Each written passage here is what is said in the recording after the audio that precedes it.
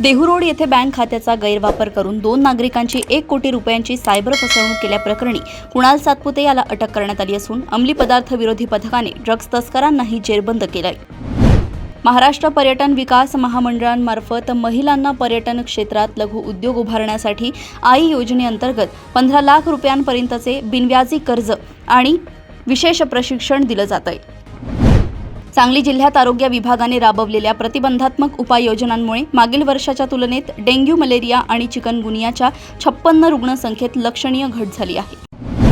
परिते ते रशिवाडी दरम्यान कागदपत्रे अपूर्ण असल्याच्या संशयावरून आरटीओ अधिकाऱ्यांनी शाळकरी मुलांच्या वाहनाचा 5 किलोमीटर थरारक पाठलाग केल्याने पालकांमध्ये तीव्र संताप निर्माण झालाय। अक्कलकोट तालुक्यातील घोळसगाव येथील टाटा पॉवर सोलार प्रकल्पात कॉपर केबल चोरी प्रकरणी अटक केलेल्या आरोपींच्या नातेवाईकांनी उत्तर पोलीस ठाणे आणि न्यायालय परिसरात गोंधळ घातलाय।